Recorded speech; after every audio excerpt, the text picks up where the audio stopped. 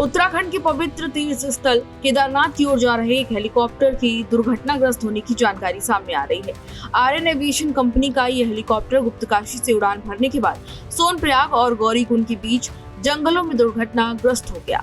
शुरुआती जानकारी के अनुसार हेलीकॉप्टर में कुल 7 लोग सवार थे, जिनमें से 5 लोगों की मौके पर ही मौत होने की जानकारी मिल रही है। वहीं एक व्यक्ति गंभीर रूप से घायल बताया जा रहा है और बचाव कार्य लगातार जारी है। बता दें कि दुर्घटना सुबह 5:17 पर हुई, जब हेलीकॉप्टर केदारनाथ से गुप्तकाशी की ओर उड़ान भर चुका था।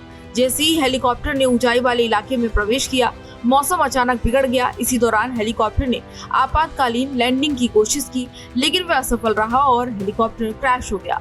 हादसा घने जंगल के बीच वाले क्षेत्र में हुआ है, जिससे रेस्क्यू टीम को पहुंचने में काफी दिक्कत हो रही है। उत्तराखंड के ADG law and order doctor B Murugesan ने इस दुर्घटना की पुष्टि करते हुए बताया कि हेलीकॉप्टर पहले से लापता हो गया था और बाद में दुर्घटनाग्रस्त अवस्था में पाया गया। उन्होंने कहा कि हेलीकॉप्टर में कुल 6 यात्री सवार थे और 1 पायलट सवार थे। वहीं हेलीकॉप्टर में सवार लोगों की सूची भी सामने आ गई है। इसमें पायलट राजवीर, इसके साथ ही बीकेटीसी के कर्मचारी विक्रम रावत, श्रद्धालु विनोद, दृष्टि सिंह, राजकुमार, श्रद्धा और राशि शामिल हैं। अब तक मिली जानकारी के अनुसार 5 लोगों की मौत हो चुकी है, जबकि बाकी लोगों को बचाने की कोशिश की जा रही है। इस दुखद हादसे को लेकर उत्तराखंड के मुख्यमंत्री पुष्कर सिंह धामी ने भी गहरा शोक व्यक्त किया है। उन्होंने ट्वीट कर कहा कि रुद्रप्रयाग जिले में हेलीकॉप्टर दुर्घटना की खबर अत्यंत दुखद है। सरकार ने तुरंत राहत और बचाव कार्य के लिए दलों को मौके पर भेजा है और रेस्क्यू अभियान भी तेजी से चलाया जा रहा है। उन्होंने बाबा केदारनाथ से सभी श्रद्धालुओं की सुरक्षा की और घायलों के शीघ्र स्वस्थ होने की प्रार्थना भी की। हादसे का कारण फिलहाल खराब मौसम बताया जा रहा है।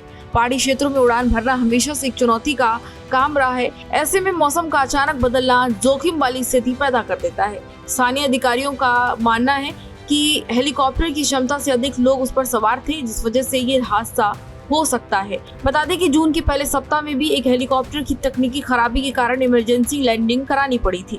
यह हेलीकॉप्टर केदारनाथ धाम यात्रियों को लेकर जा रहा था। उस समय भी इस हेलीकॉप्टर में 5 यात्री सवार थे, जिसमें पायलट और सह पायलट भी मौजूद थे। इस दौरान सह पायलट की मामूली चोटों की जानकारी आई थी और उस हेलीकॉप्टर ने उस समय बड़ासू हेलीपैड से उड़ान भरने के बाद आपातकालीन लैंडिंग कराई थी।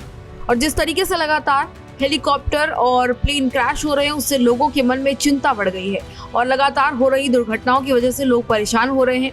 तीर्थ यात्री भी इससे काफी ज्यादा चिंता में पड़ गए हैं।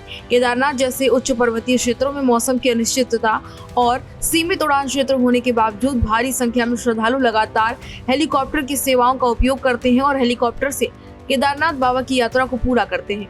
ऐसे में ये जरूरी हो गया है कि इन सेवाओं की सुरक्षा पर खास ध्यान रखा जाए, ताकि इन तमाम हादसों से बचा जा सके। सरकार और एविएशन नियामक एजेंसियों को भी अब इसको सुनिश्चित करना होगा कि तीर्थ यात्रियों की जान को जोखिम में न डाले, सुरक्षा मानकों को सख्ती से ध्यान में रखें और मौसम पर सतर्क निगरानी भी रखना बेहद अनिवार्य है।